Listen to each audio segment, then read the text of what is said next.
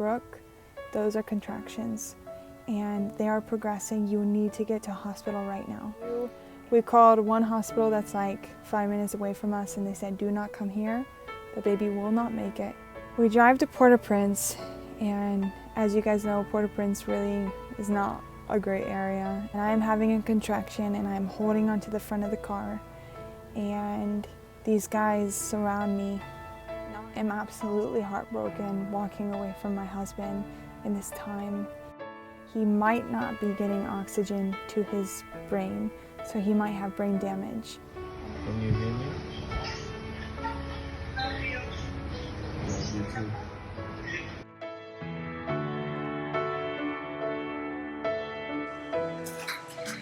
What's going on, everyone? Welcome back to my channel. Today I'm going to be talking about something that was extremely traumatic in my life and a really difficult season. And to be transparent with you, I don't discuss it much and I haven't thought about it much in 2.5 years. And I've been running from making this video for 2.5 years because although God was so faithful in this journey, it was still extremely difficult. And although nothing bad happened to my son, it's just, it was a really hard season in my life. And all the glory goes to Him. And I'm so grateful for His provision, but it was still hard and it was still challenging. It's still challenging to face even today. So I hope that this story can encourage you. I will say that this is a trigger warning, or this is just a public service announcement that this story is traumatic. And if you have faced an emergency C-section or a C-section, or you've had a baby that's been in the NICU, this can be hard to listen to, because I remember after I had Miles, it was really hard to watch videos or watch movies with babies in the NICU, or those sounds that take you back to that moment in time, like the monitors beeping. And all my NICU moms, you understand, I know you do. So I just hope that this video can encourage some people and bring light to a very hard situation, and ultimately bring glory to God, because He made a way and He was so faithful. So as I was preparing for this video, I was going back through 2021 pictures and videos, and I realized that I had recorded my story about Miles and what happened. And I'm so thankful that I did, because there are details in this video that I don't even remember because I've shut it off.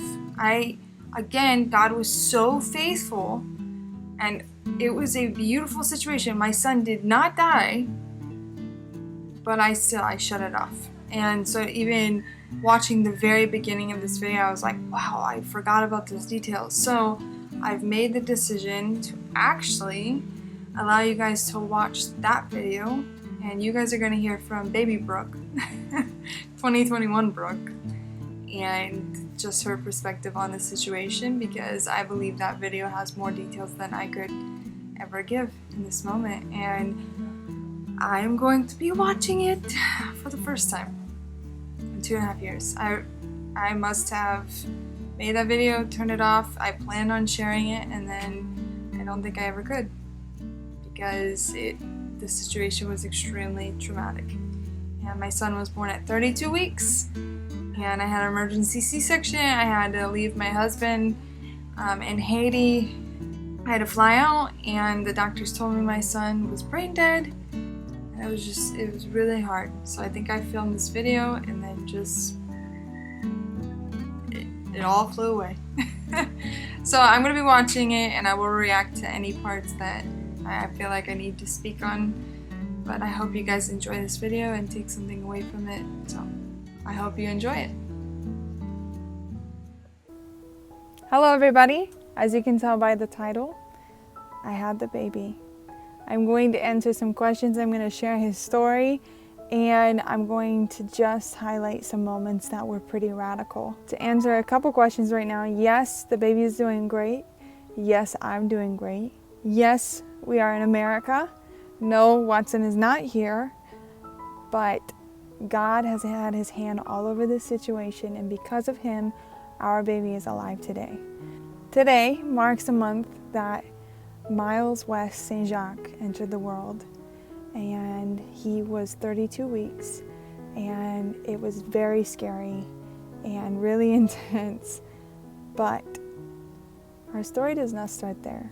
Our story starts on October 5th, 2021, and I was in Haiti.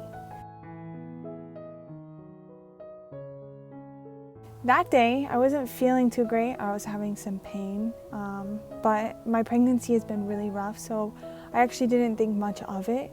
But this pain was just a little different this time. It was in my side abdominal area, and lower down I was having a lot of pressure, and some other things were happening. And so that night I was laying on the couch, and I was just really not feeling myself and really just struggling and having a lot of pain.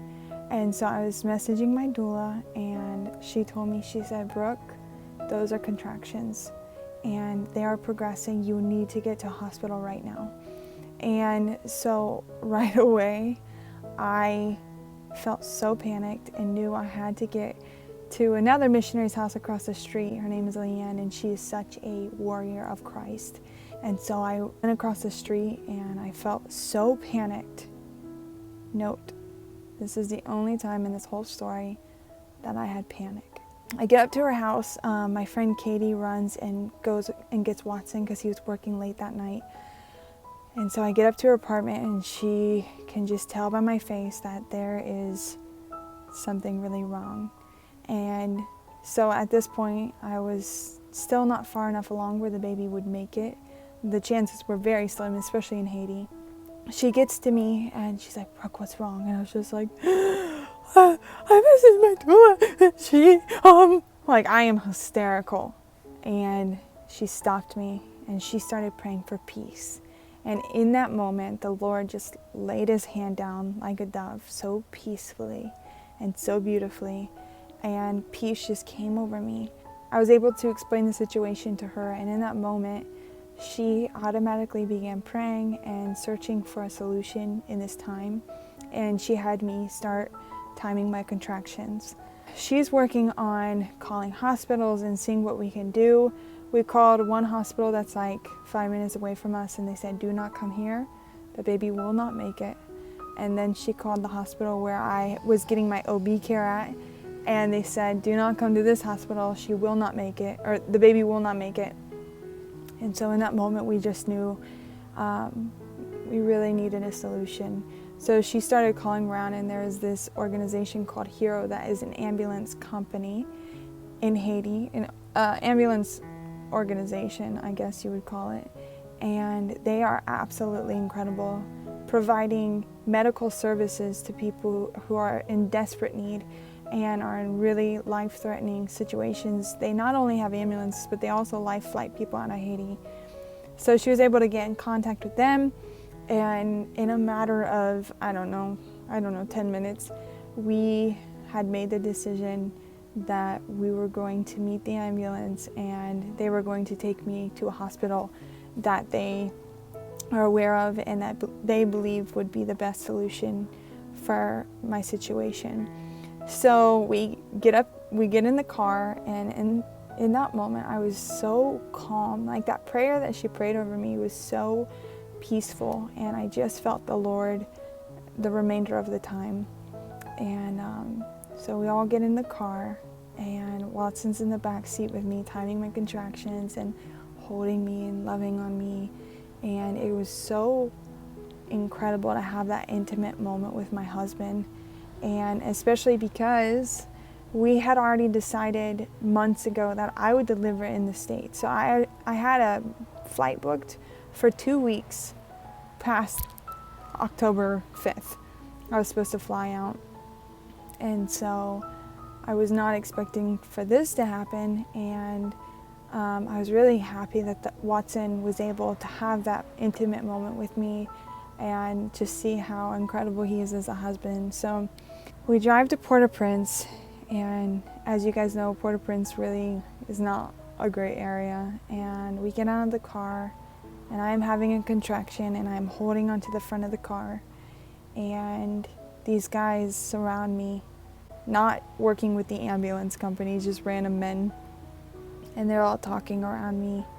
And in that moment, typically I would have a great amount of fear, not knowing their intentions or not knowing what they're wanting to do. But I had such peace over me and such strength.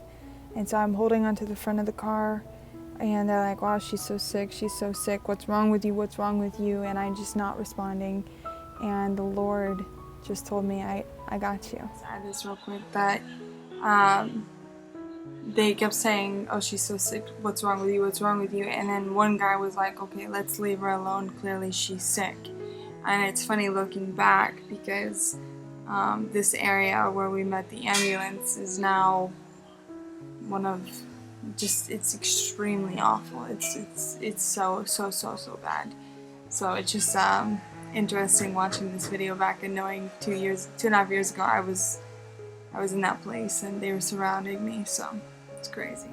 So they load me up in the ambulance and they're taking me to this hospital, and I'm not sure how long the ride was, but this was not an ambulance that you're probably picturing. It was more like a van-sized ambulance, I would say, and the bed wasn't super secure that I was laying in, and I'm going through contractions and they're progressing, and I'm in a lot of pain, and I just still had the peace of the Lord over me. The Lord told me everything's gonna be okay. So I looked at Watson and I said, Watson, no matter what happens, no matter how I'm feeling, I need you to remind me that the Lord said everything's gonna be okay.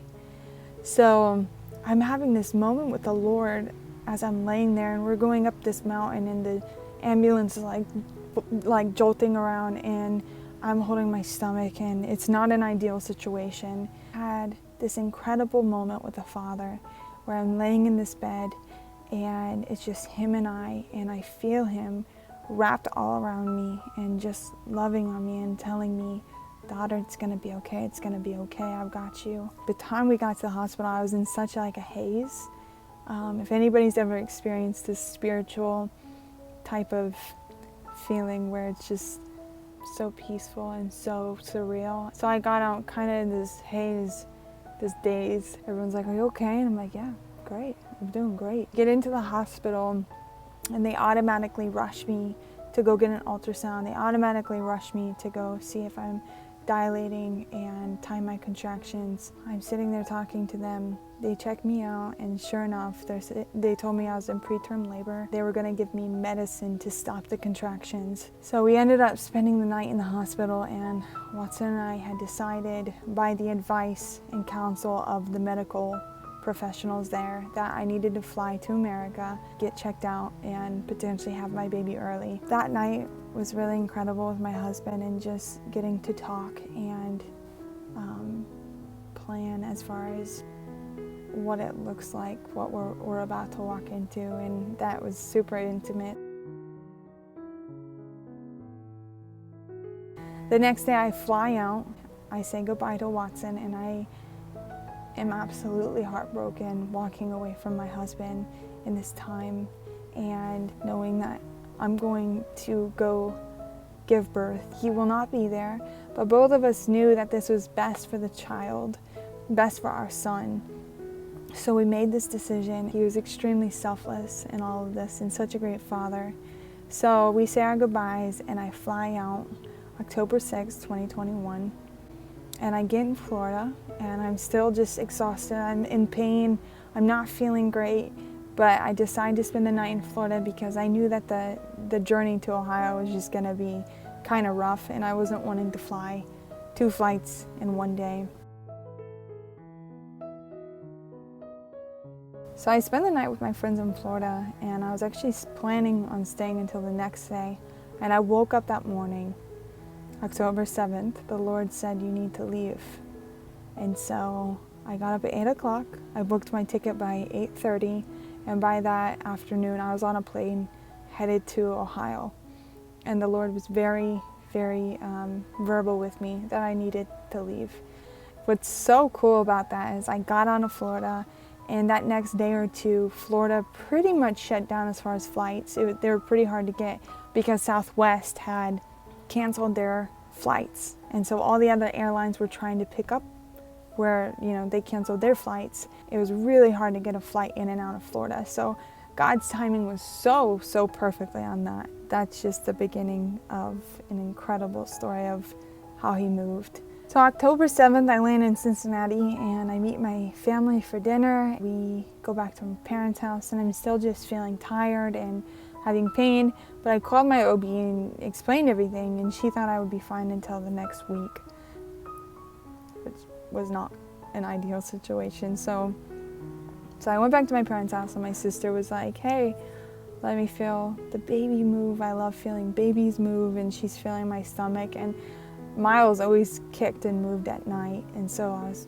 laying on my side, which I know he doesn't like, and he always moves. He was not moving. And I was like, that's a little odd. But I still wasn't sure because one, my OB had just told me I'd be fine till the next week. So I was like, well, maybe I was just overthinking it. Maybe it was Braxton Hicks. Maybe I'm fine. So I keep an eye on it Friday, and I still just have this weird feeling, but I didn't want to overreact. Friday, I was just sleeping and resting, and then Saturday came and I still hadn't felt Miles move. And by that night, I told my parents, I said, I need to go to the hospital. I need to go to the ER. I just have a really bad feeling.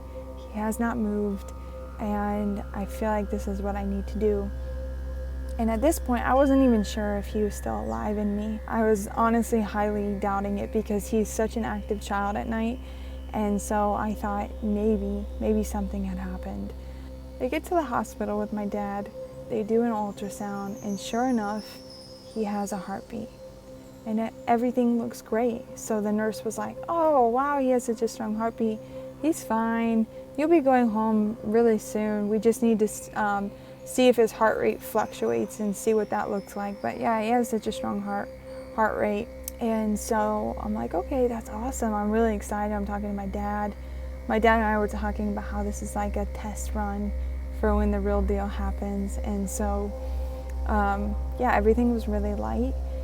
And then she comes back in and she's like, that's odd. He's not really moving, or his heart rate's not fluctuating.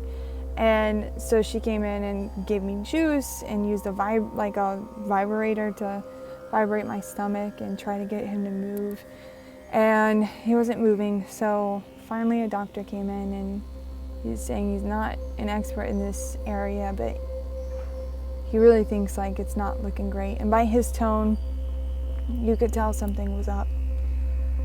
Then I spent the night in the hospital, and I was able to just share what I do in Haiti and our mission and how God has moved. And it was really incredible, but I still had peace. The next day, they're watching him, monitoring him, and his heart rate never fluctuated throughout the night. They called it a flat heart rate. And so they said, we need to transfer you downtown. You're 32 weeks pregnant.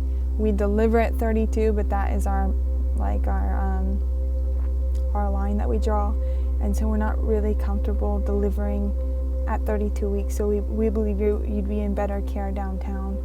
So they transferred me downtown, and I called Watson and told him what was happening. Get downtown, they continue to monitor him and watch him, and they kept doing this test where they evaluate, is he moving? I forget everything that happens on that test, but basically the lower the score is, the worse the situation is. And he scored a 2 out of 10, which is really, really bad. And they monitored him for 45 minutes and he never moved once. Okay, so just got transferred downtown, and there's a possibility that today Miles might come. Just want to hop on here because my prayer is for the Lord to have his will and nothing else. No matter what that looks like, no matter what that feels like, I trust that he has something so perfect for this child and so perfect for my life and so perfect for my husband's life. All right. They said, we're gonna take him.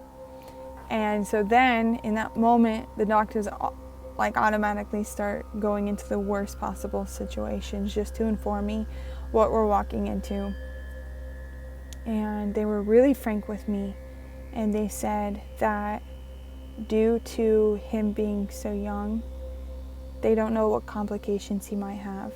And then on the other hand, even though he had a heart rate, he might not be getting oxygen to his brain, so he might have brain damage. And then I also fell earlier that week, which I had forgotten about, and told them when I was downtown. And they said due to that, my placenta could have detached and there could be some serious complications with that. And so they're walking me through all of this, and I truly am walking into the unknown. And they leave the room, they're preparing the OR. They tell me I can use the restroom. So I go into the restroom and I pray to God and I say, God, I trust you. I trust you no matter what. No matter what the outcome is, no matter what happens, even if my son is taken, I trust you, because I know no matter what happens in this moment, you have a greater plan.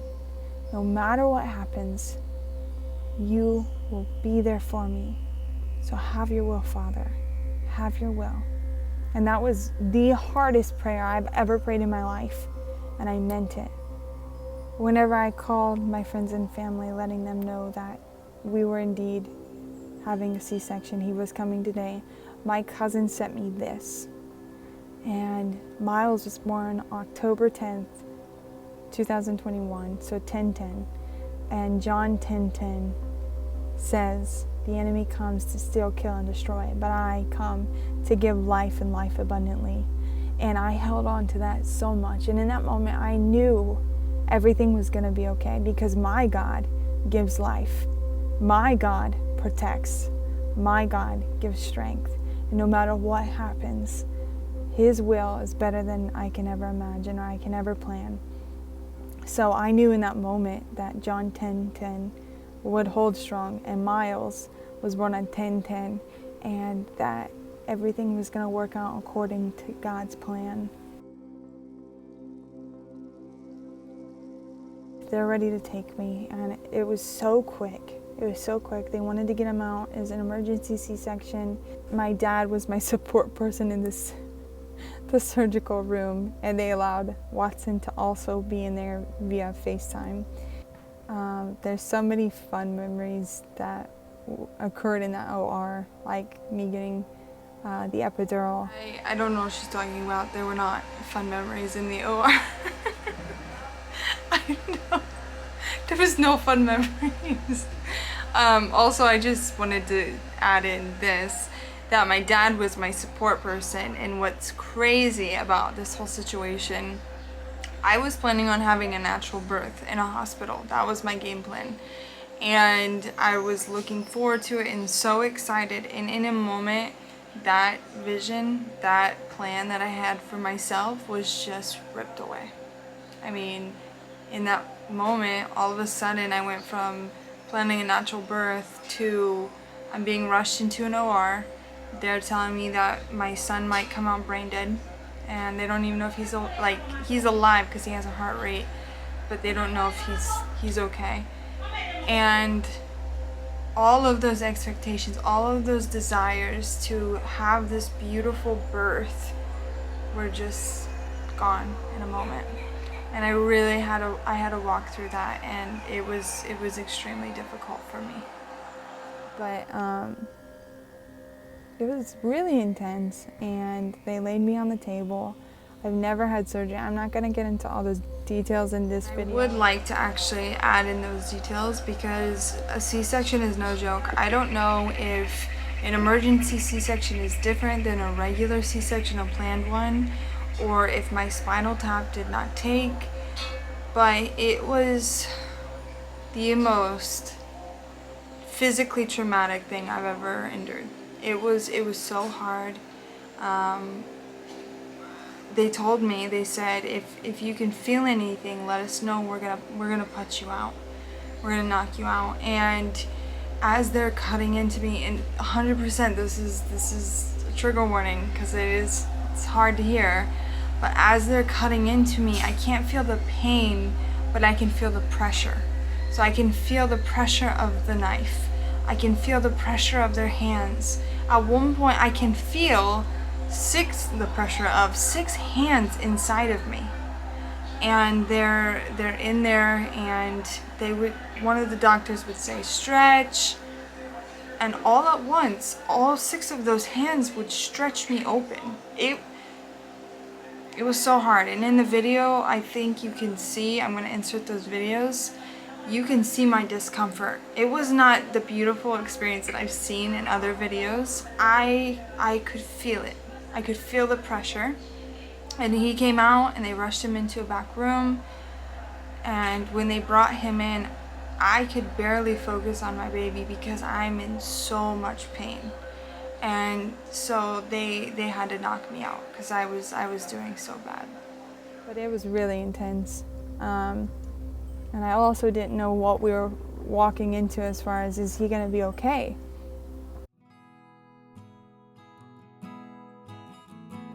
Can you hear me? Love you too. You are going to be a great mom, bro. The same way you're excited to meet Miles, you're excited to meet you too. They have me cut open and Miles out within probably 5 minutes, if not less. And I hear that cry, and I had just such relief come over me. And I will never forget that moment, hearing that cry. Oh. Is he here? Yes. He's here! You see that, Dad? Oh.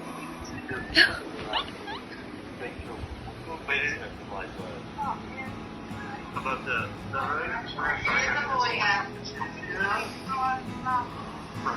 There's a boy. Are you watching? Yes. Do you hear it?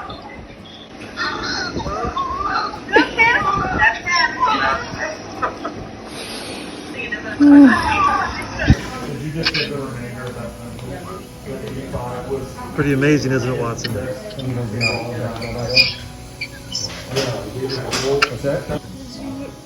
See how much hair he has?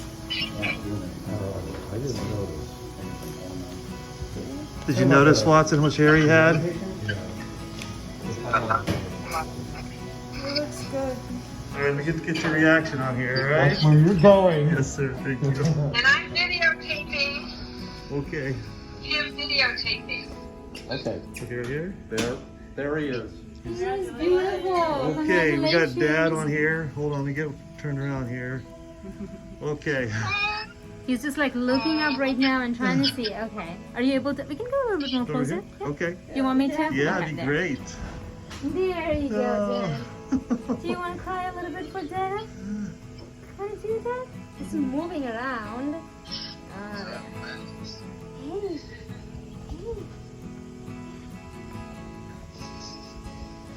Very well rested.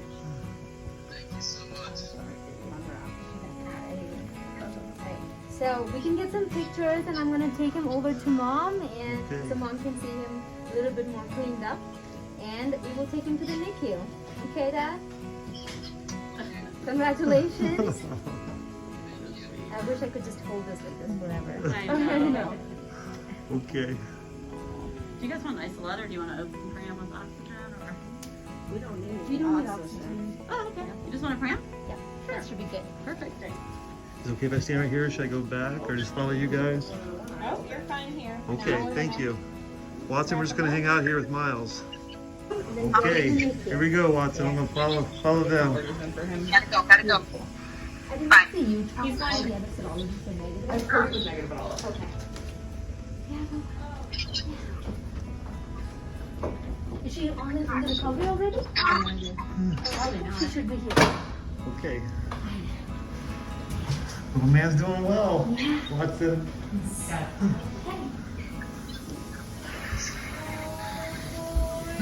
And 3 miles. Let me get over here. You guys, if you want to take a Okay. picture. She told me to do videos to get pictures off of it.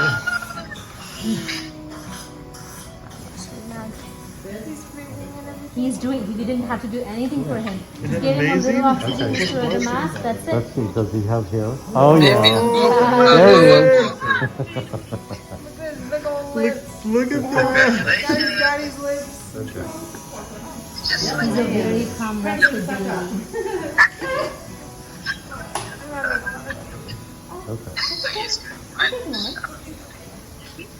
Whenever you're ready, okay? He'll be with us. Alrighty, Granddad. There he Okay, is. here we go. Do you have a picture of him? Yeah, she said just do videos. She'll get pictures I off of see. it. Got it. Okay. Oh, thank you Beautiful. so much. It's, you know, like I'm thinking about like my story, like not having a dad to see this, and my mom being the only person carrying me, and I got to be a dad for a son. So I'm so excited. Amazing. God had his hand upon you guys. Yes. All the way to here, Watson. He knew. We didn't know. He knew. Yeah, kept his hand right up on you and Brooke and Miles the whole way. Yeah. I'm so excited. So they're getting her, they just took her bed, and they're going to wheel her back here to recovery. Do you want me to call you back? I don't care to leave you on. You can see her roll in if you want to. I don't care. We'll just leave the phone on if you want me to. I mean, you can call me back when she's coming out. Okay. I'll call you back when she comes through, okay? Okay. Alright, son. Love you. Love you too. He weighs 3 pounds and 9 ounces. Okay. Okay. He tricked us. Who tricked us? Everyone's confused. Like, she was acting like he can't even move in there, and then he comes out screaming. I told you it was this kid. Later I found out that he's trying to grab like the doctor's tools, like he's just trying to grab everything. He was okay. Everything was 100% okay. He didn't need oxygen, he didn't need any support, he had nothing wrong with him. He just had a feeding tube because he was still working on sucking, but he was 100% okay. There's been so much within the past month that has happened, and he has already impacted so many people. He had to be in the NICU for a couple weeks, and that was really hard. Me being away from Watson being away from us, not having Miles. But I believe that Miles was in that NICU because of so many reasons. One, he needed the care, but also because the nurses and the doctors that were touched by him was in abundance. I would literally walk into the NICU and they'd say, "Hi, I hear you do missions in Haiti. I hear you're taking him back to Haiti." And they just want to hear his story. And then I'd share everything that we walked through and how powerful it was. I had so many encounters in that NICU with so many nurses and doctors, and just being encouraged by Miles' story and being encouraged what God brought us through. And every step of the way, God had his hand on us. And every step of the way, God's timing was perfect, from getting me out of Haiti when he did, because that looked impossible, especially with everything that's been going on lately. Getting me out of Florida, getting me to Ohio, me ending up in the hospital. And what's crazy is 2 of my nurses that delivered Miles served and did missions in Haiti. And then another doctor later in my story, where I had some problems with my incision, he did missions in Haiti. And he actually served in the same hospital that I was admitted to in Haiti. And so there's so many crazy situations that have occurred. I just see God's hand all over. So, Miles is fine, and God is moving like never before. And God has an incredible plan for Miles' life. And his name means warrior, and who is like God, and a gift from God. And that truly is what he is. He is a gift from God, and he is a warrior, because already he is so strong. And already God is using him to move so many people's lives. And I just want to encourage you guys that no matter what your situation looks like, no matter what you're facing or walking through, I need you to know that God's got you. God is a provider. God gives strength. God is everything. And if you surrender and say, "Thy will be done," his will is so much more perfect than you can ever imagine. And so I'm so thankful for all of this, and I'll just keep you guys updated on what this looks like. But for now, baby Miles is here. He's doing great, and he is impacting so many people. Wow, I'm actually so glad that I watched that video, and I wish I would have watched it earlier. Because you start to forget. You start to forget what God brought you through and how he showed up. And I started focusing on my hurt, my pain, my trauma, the things I went through, which are all, yes, it happened. But because I was so focused on me, it was hard, I forgot. I forgot baby Brooke's perspective on how much he brought me through, and how much his hand was just over me from the beginning, from leaving Watson, being flown out, him getting us out of Florida in the nick of time, from being at my parents' house and knowing something was wrong, and I knew I needed to go to the hospital when the doctors told me he's fine. There was still that motherly instinct that knew he's not fine. And I'm so thankful for watching this, because it just goes to show that there are two perspectives to every story.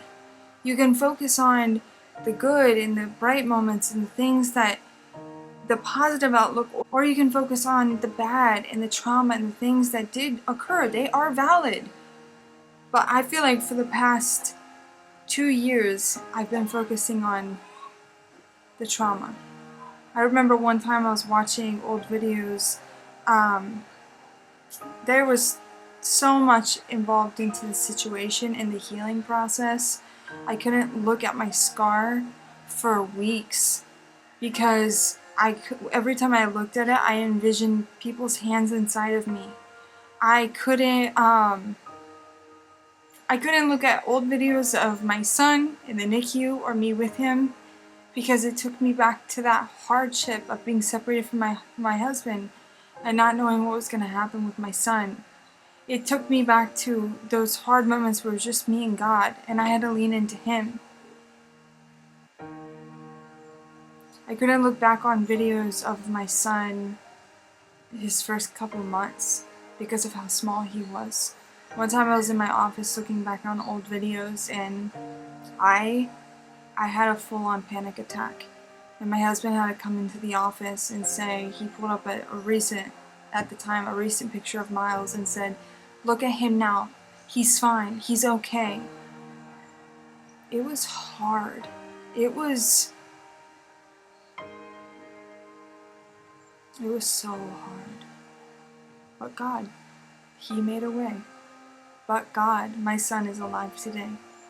But God, he got me out right in time. And when Satan wants to still kill and destroy everything that God has planned, he's still faithful.